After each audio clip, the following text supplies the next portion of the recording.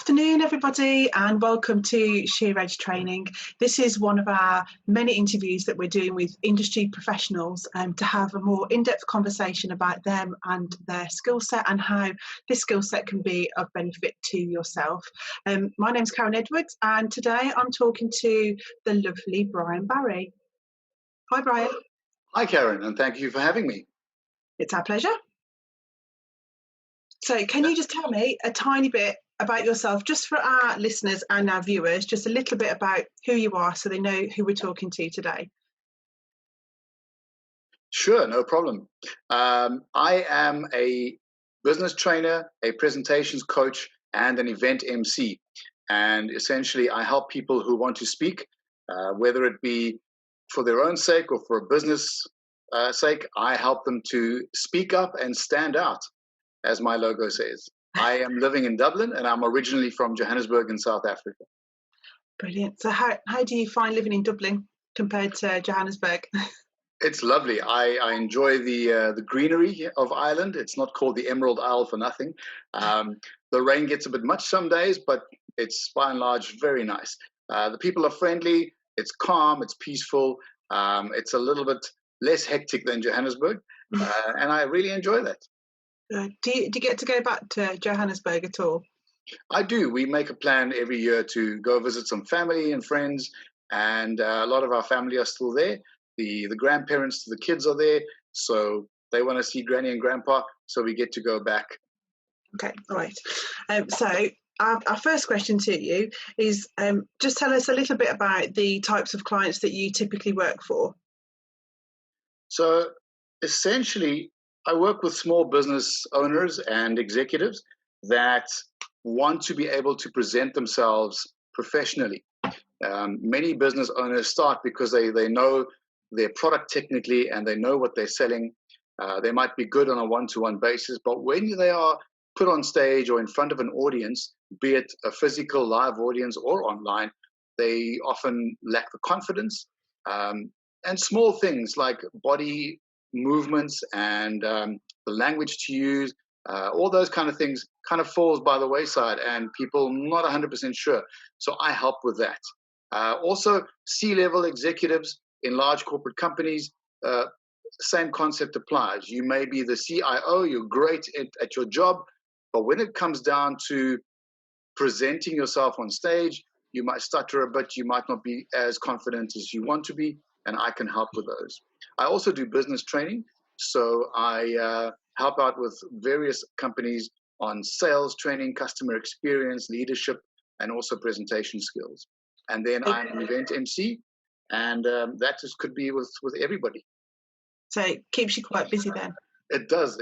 Well, it used to. Now in COVID-19, we're all kind of working online from home. Yeah. So, yeah. So have you coached many interesting, famous people, business professionals that we may have heard of, anything like that?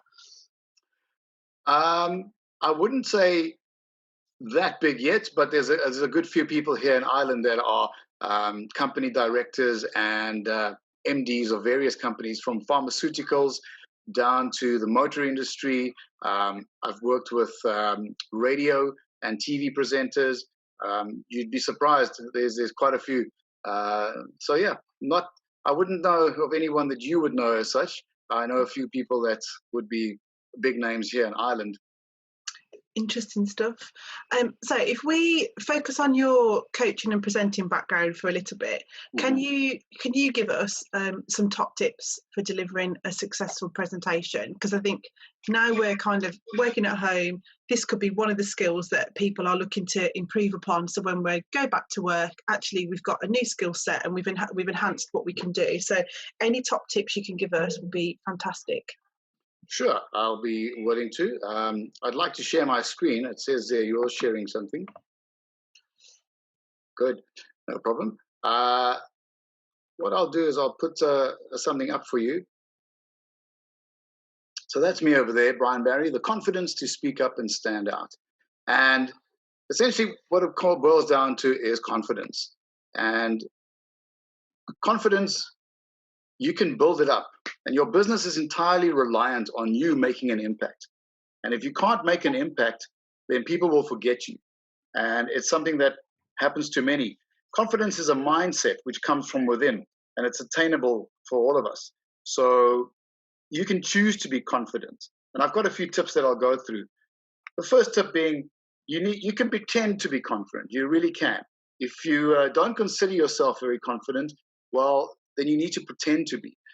Other people will pick up on this. So when it comes to your communication, communicate clearly. Speak at a steady and comprehensible pace. Use a bit of humor. Think of funny things that you've seen on TV and radio that's funnier to a bigger audience. Definitely find a mentor. If you're not 100% sure as to how to go through life, find someone that can help you. It could be someone in your industry. It could be a friend. It could be a business associate. And it boils down to practice. The more you practice what you have, the more you practice your content, the more you practice your delivery as such. Essentially, it's up to you to teach your audience how to appreciate you. So if I know about you and I remember you, then I'll know what it is that you offer. And that's how I can confidently go to you for business. And when it comes to that, make sure that which you offer addresses people's problems. Because first of all, a customer will ask, well, can you help us? So you need to address their problem. How will you help us? You need to provide a clear solution. So think of who your best customers could be and build it up from there. Continuing on the confidence, as I said, preparation. So whilst Kirsty and Phil are out there doing location, you've got to do preparation. And, you've got to look the part, especially when it comes to where we are right now. Many people think, it's all online, or my business has gone down the drain because I'm not physically in front of anybody. Don't think that. Get up in the morning and stick to the time frames. Go to work as such, even if work is just behind the computer screen. Make sure that you dress for the part. Your mind is a powerful thing. If you sit in your pajamas all day, your mind is telling you that it's sleep time or it's Saturday morning lazing in time, and you won't be in the correct frame of mind.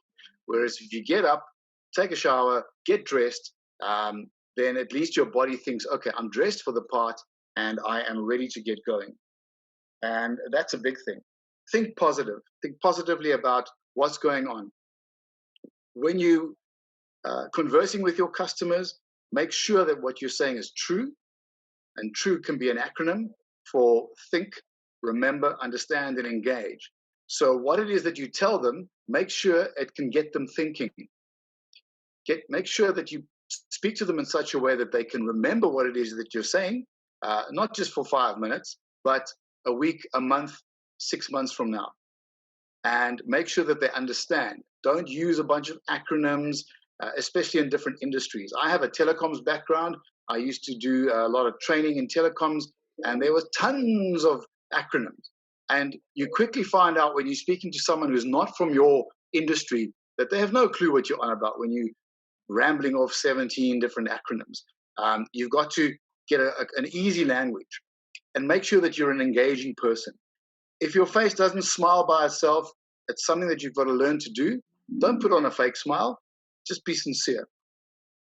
And practice. Practice how to use, let's say, for instance, the computer with online meetings. Practice how to do interactive activities with customers, and make sure that you at least phone someone every day. And every single person that you speak to, ensure that you make it sound like business is as usual. Business is going on. Don't give them the impression that you're sitting at home and nothing's happening. If you sound busy, they'll want to jump on and book you before you're no longer available. So that's definitely something there. And from the confidence point of view, again, communicate clearly, look the part, feel the part, and make sure that you can help your customer. You can provide a clear solution, show them how you've helped others. I'm sure none of us on this group haven't done what we're doing. We're all experts here, and show them this is what you've done. This is the proof, And why should they listen to you? It's the credibility. So there's your craft. Practice it. Open with a bang to show them something big. Make sure that it resonates with them. It's engaging. And when you exit the conversation, whether it's in person, whether you're on stage in front of an audience, or whether you're doing something like this online, leave with a bang so that they can remember you. I like it. I like that, Brian. Brilliant. I like the whole with a bang, because I think that's really important, because, well, in the event industry, there's so many people doing the same job that actually you need to stand out. You need to be rememberable. People need to go, oh yeah, that's Karen, you know, she looked the part, she sounded the part, you know, she was credible. I think people have got to remember you, haven't they, straight away. You can't blend into the background. You've got to be confident and believe in yourself, really. I think, and going through this period of time, I think this is going to knock people's confidence quite a lot, but you know, we've still got our skill sets. We just need to believe that when we get back out to work, we can do it, and we'll be as great as we were before. So I really like that. I like that, with a bang. That's good. You mentioned there to get back out to work, and that's what I find. A lot of corporate companies are still going. You know, I know many people whose jobs have literally just moved from a desk at the office to a desk at home. They're still doing the same amount of work, and they're still there at 9 in the morning or 8 in the morning, whatever time they start, and they work a full day. Yeah. Funny is, my wife is upstairs in our office at the moment. We've got a little homemade office, and in the mornings she grabs her cup of coffee and off she goes. She gets dressed and she says, "Okay, I'm off to work." And come 5 o'clock, she comes down the stairs and, "Hi, honey, I'm home." And you know, you've got to play the part. You've got to play the fact that you know you have gone to work, and especially when we're doing this online, there's that fine line of, oh, I'm there all the time. You're not there all the time, because you need some time for yourself as well. So if anyone has fallen into that slump of, oh, I'm waiting for something to happen, to someone to call me, they won't call you. You have to be top of mind. You have to make contact with everybody. Now is the time. And don't just send an email. Make phone calls. Invite them to a Zoom meeting. You know, have a face-to-face contact, and tell them you're still there. Let's plan stuff for 3 months from now. We're not sure how long this is going to last. It could last another month, another 3 months. But start planning things anyway, or just put things in place. Yeah, no, that's also really good advice. So thinking about that then, how does presenting online differ from in a full room of people? So when you're face to face or when you're online, what are the differences? Well, when you're on stage, obviously there's body language to take into consideration. A lot of people will be nervous, so they're tapping their feet, they're using their hands a lot. I know a lot of people will talk with their hands. I do myself. The difference is, and I've been doing it all along sitting here, you just can't see my hands. They're down here. And that's the difference. You can still speak with your hands, but the difference here is, first of all, look into the camera. You know, it's easy to get distracted. There's things all around you, especially working from home. There's kids and pets and things going past. The postman rings the doorbell, all these kind of things. Make sure you're in an area where you can focus, where you're quiet. And if there's too much noise, get a good set of headsets, headphones, put them on, and continue from that point of view. Again, as I said, make sure that you brush your teeth, comb your hair. I don't have much of a problem there, but you know, get dressed and do it right, and make sure that your technology is in order, and you've got a decent camera and a decent audio source so that people can understand you and know what's going on. Be in a place where everything is close by, and make sure that it's presentable. You're not going to just sit in the kitchen. If that's your only space, well, make sure that whatever's behind you is decent enough for other people to see. And it's difficult for most people because a lot of people are not used to this. You can work from home if there's no visual aspect to it. But if you want to do things like this, then you've something that you've got to think about. Yeah, that's what we were saying earlier, weren't we? That you need to have this clean background and a clean room, so you're not distracted at all by anything, or your background as well, because otherwise people are talking to you but thinking, wonder what that is. What's that Yeah. picture? What's on the shelf? And then and it is quite easily to lose concentration on a Zoom call anyway. So don't give people any more distractions than looking at your hair and what you're wearing. Don't have shelves and pictures, because that's it. People are thinking about that. And the other thing is, like what you have a background there that you put on digitally, that's available as well. Just make sure that your technology is new enough or up to it. Unfortunately, the computer I'm using is a bit old, and Zoom is telling me, no, you've got to upgrade. So if I want to use a virtual background, I have to go and make some changes, which I'm in the process of doing. But that's different. If you can do a virtual background, that's great, but also be realistic. Zoom has got ones where you're on an outer space. Now, if you're going to speak to someone about business and you're sitting outer space, it doesn't look too serious. Or you're stuck on the Golden Gate Bridge. Find a nice office background. Even if you take your own picture of the office where you are, or something outside, and it looks decent enough, and make sure you're positioned properly in it. There's a lot you can do. Oh, I like that one. Take a picture of the office and turn that into your background, and it doesn't matter what else happens. I like that. Exactly. Then it looks like you're in the office anyway. Yeah, brilliant. So I know we've briefly covered this, but what makes a really good online presentation, or for somebody to deliver this brilliant online presentation as we're doing now, what kind of top tips do we need to give to people so that what they're doing on Zoom or on any of these mediums actually is a success? Well, as I said earlier, preparation. That's the key. Make sure that you know what you're talking about. Now, a good presentation is not about the PowerPoint. It's not about the video. It's not about the bells and whistles. It's about the content that you deliver. And make sure that what you're speaking about and what you're presenting on, you're the subject matter expert. You are key. Use the correct words. As I said earlier, you've got to maybe just pretend that you're confident. So, yes, I can. When someone asks you, well, can we do this? Don't use language like, yeah, I'll have to look into that, or I'll have to, I'm not 100% sure. That loses, that you don't sound confident in that.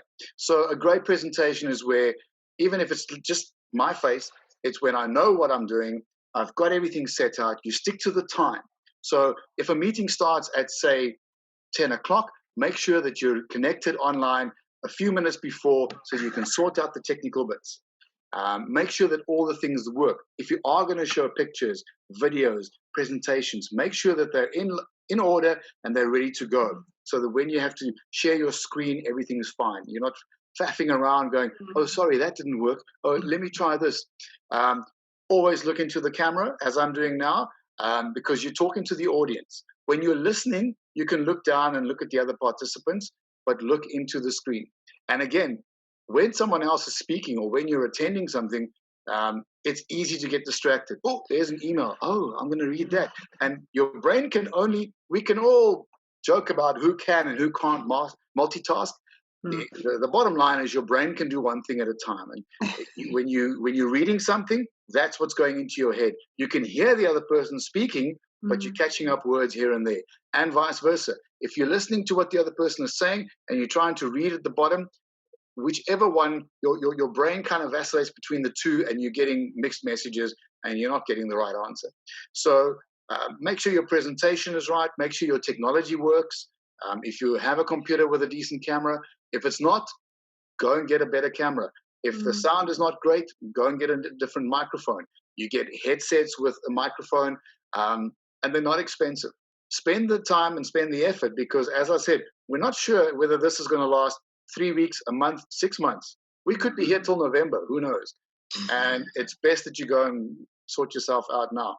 Yeah, that's good advice. Somebody said to me, if you're nervous about looking into the camera, or you get easily distracted with the faces, because I do get really easily distracted looking at people's faces, he said, cut out a picture of a face, stick it behind the camera, so you're looking at that image just behind the camera, so it's something else to look at. Otherwise it is just so easy to keep going, looking and scanning. So I did like that piece of advice. You can also put up your own profile picture. I mean, I have mine, which is that over there. Now, I wouldn't advise this if you're the actual speaker, but if you're listening, then you can put your profile picture on, choose something decent. Don't just go take a selfie in the bathroom or somewhere like that. Do something that is useful, that you can use out there, that's professional, that portrays your image. And this is how because you're sitting in other meetings, you can also change your name at the bottom. So if it comes up as your email address, some of us have weird email addresses, Brian the Lion 500 at Gmail. No, they want to see Brian Barry, or Brian Barry Training, or Brian Barry MC. That's what they want to see. And you can go and change that. It doesn't matter. I mean, we're using Zoom here. There's tons of other different types of software that does this. Make sure that you test all these things beforehand. And that would definitely add value and make you make it a better online presentation. I think that's really good advice, isn't it? Because as a ShearEdge training team, we've been working together for, I don't know, about a month and a half, 2 months now, and we're still learning how to use Zoom. So one of us finds a little piece of advice and goes, oh, you need to change this and try that, and you can do this in participant, you can change your background. So it is just having a go at whatever technology you're using and asking people, because we don't all know everything about this technology. So just ask somebody and say, oh my God, how do I mute somebody, or how do I record it, and what does the waiting room look like, so all these things we don't know until we try it. So that's good advice. I can give you some more tips on upskilling and empowering. Just as you said there, ask others that have been using it. And a lot of these software, because it's video, they have their own little tutorial videos. I know Zoom does. Go and look through all of those. Watch the video. It's little 1 minute, 2 minute videos. Rather spend half an hour of your day watching 10 3-minute videos than having to scrunch around and faff around and not fumble around the keyboard and all that, and you don't know what you're doing. Then check online. There's always other meetings that's happening. A lot of people that have been doing training like myself will be offering free online courses, or maybe a first episode is free and then the rest is charged for, and it's a lot less expensive. You'd pay a couple of £100 for connecting or going to sit at a conference. You could get away now with under 100 or 99 or 69 or something like that, where you can get information online. You can sit in the comfort of your home, and you can often download these things, or you get sent it so you can make notes, and you can upskill and empower yourself that way. Read more articles about it, what to do, how to do. In a time like this, there's tons of stuff out there. So the more you can read and the more you can watch videos that give you these information and attend sessions like this, the better. So if I am nervous, because a lot of people are going to be nervous, this is the first time they've had to communicate with work colleagues, clients using video conferencing, is it okay to be nervous? And if I am really nervous, how can I stop myself fumbling around and making a mistake? What can I do to appear more confident than I really am? Well, as I've said already, it goes back to preparation, but you can start off by attending meetings, just sitting in as an attendee, seeing how others are doing it, and seeing how easy it really is. Going to play with the software, become more familiar with it. As I've mentioned, the technology, software, hardware. If you're going to use headphones, if you're going to use a microphone, make sure it works. If you're going to use a piece of software like Zoom, for instance, make sure you know where all the buttons are and the shortcuts, how to easily do it. And then build up your confidence that way. Again, pretend you're confident. Make sure that what it is that you're offering does answer the customer's request. And preparation. Again, it's the more you prepare, the more you do up front, the better for you. And I have 2 handouts which I'll be sharing with you guys. And it's tips on setting up your workspace, how to communicate online and all of that, and also some confidence building and rapport building. So we'll be sending those out to all the attendees. And I wish you all the best of luck. It's been great being here. Thank you very much. No, thank you. Thanks, Brian. We really appreciate all those tips, because I think, now we're working. I mean, some people do work at home anyway, but for the vast majority of people that don't work at home and have got to learn how to plan their day, speak to people, this is all really, really helpful, because you know, it is nerve wracking to suddenly say you've got to speak to a client on Zoom, and you're like, oh my god, like where's the camera? How do I do this? What do I sound like?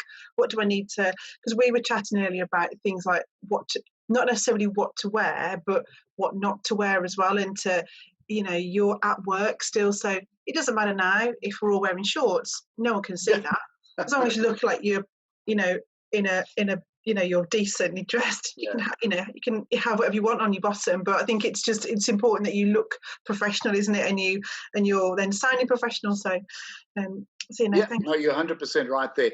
And you don't have to do everything at once. You know, don't decide, oh, I've got to contact have 10 meetings tomorrow. Just take one day at a time. You've got the time, stretch it out. If you think about it, most people start work at, you know, let's go, like Dolly Parton used to say, 9 to 5.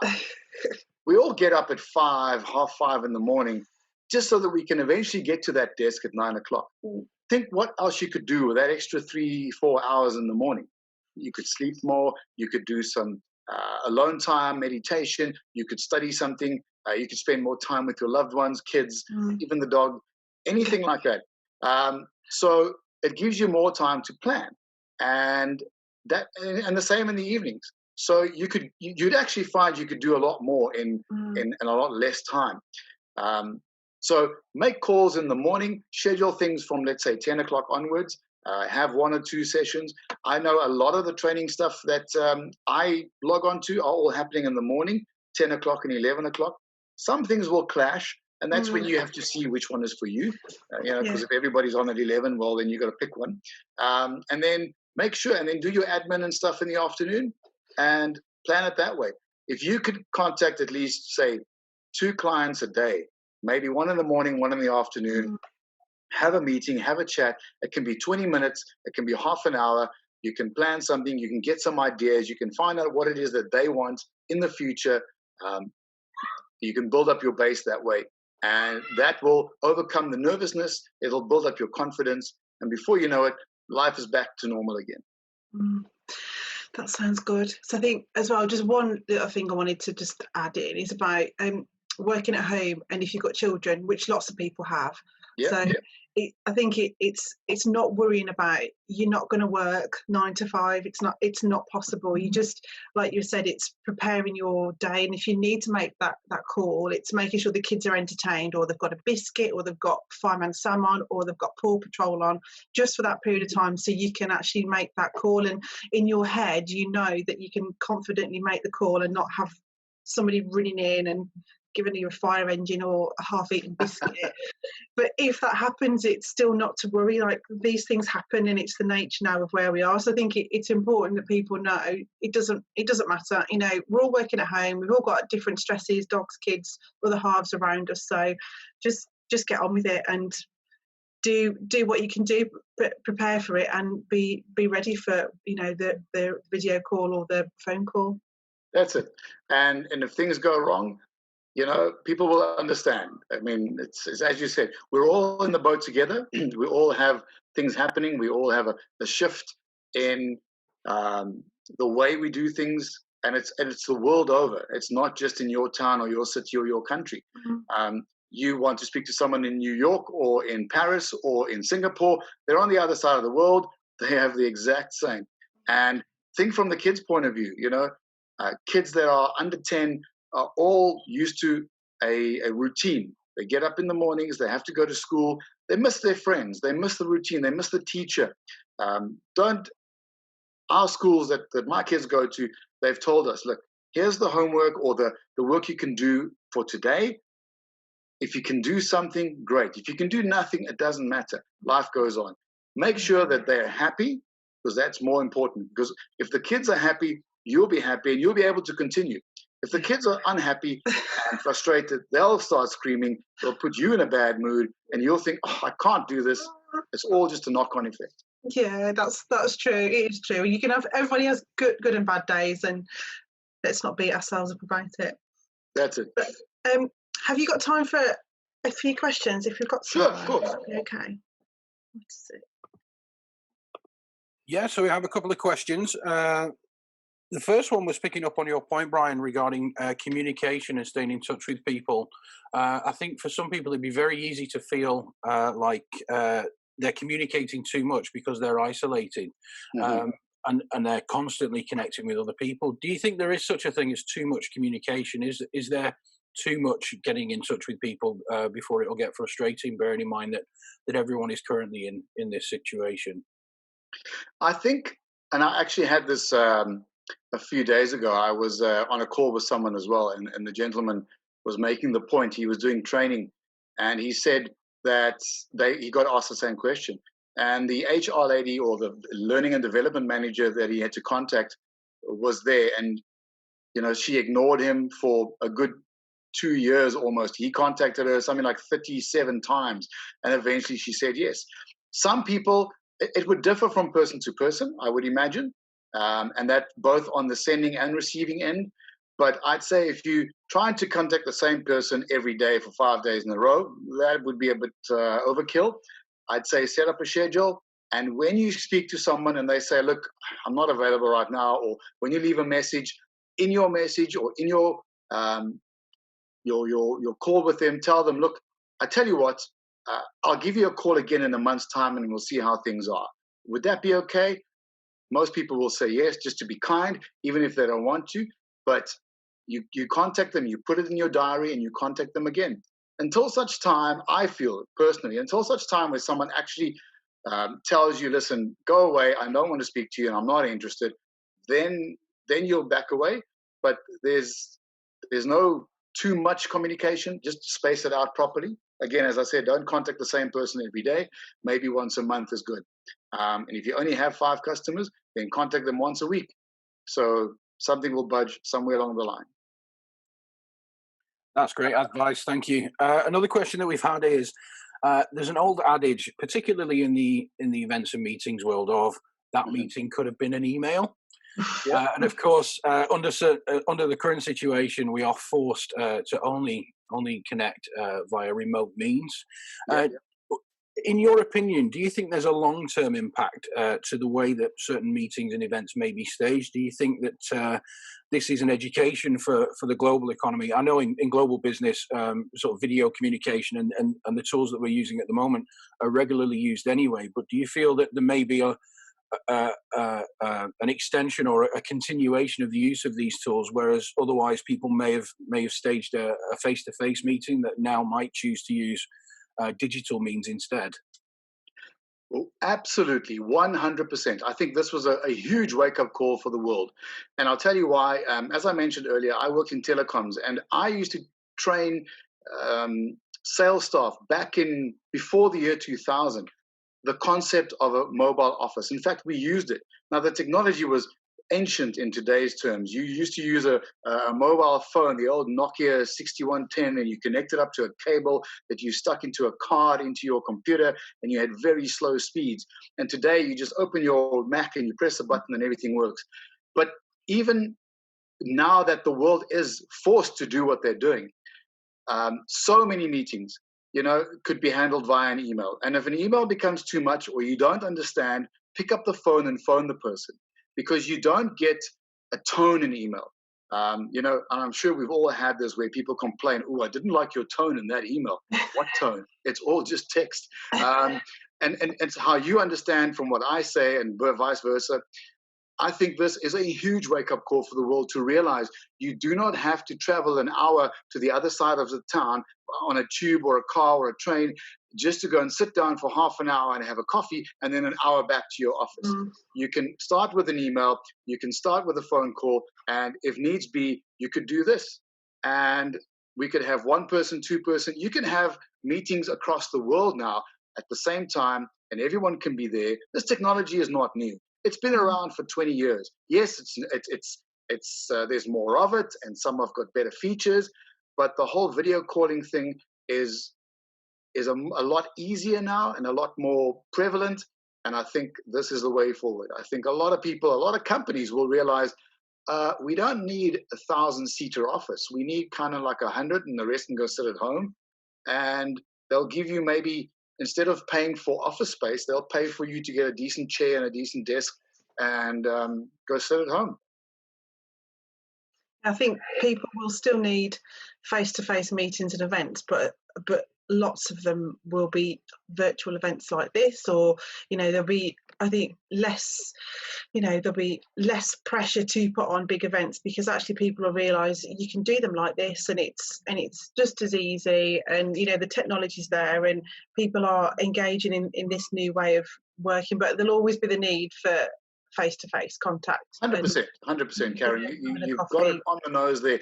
Large events, large trade shows, and those things will not go away, because people as such we're a social species. We want to interconnect with each other. We want to go to those trade shows, and we want to walk around and see things and shake each other's hands. That might change. That may go to a different type of greeting, whether it's an elbow bump or a tap on the toe or whatever it's going to be. But we want to go. And yes, you want to be in a room full. I mean, all these venues are not going to just die. So speaking to a bunch of event people now, that's your business, that's your livelihood, and that won't go away. However, it's the in-between bits, it's the meeting bits. And yeah, a lot of people will still want to sit down for a coffee and do that. Go ahead. I'm not saying stop. I'm saying you will find a better way of doing it, and this is one of them. Fab, thank you. Have we got any more questions at all, or was that our final one? I believe that's all our questions for the time being. Thank you. Great stuff. Thank you, Gino. Thank you. So I've just popped a final slide up here that Brian's very kindly got some information for us to send out. So if you do want that information, please drop us an email and we will share that with you as soon as we can. So thank you, Brian. Thank you for this afternoon. It's been really, really interesting, and I hope everybody that's been listening to this has took away some useful information to make themselves more confident at presenting in the future. Good stuff. It's been a pleasure for me to be on. Thank you very much. I trust I've helped a few of you, if not all of you, and I hope the information you can use and put it to good use. And I wish you all the best. And I'm available as an MC, whether it's online or on stage.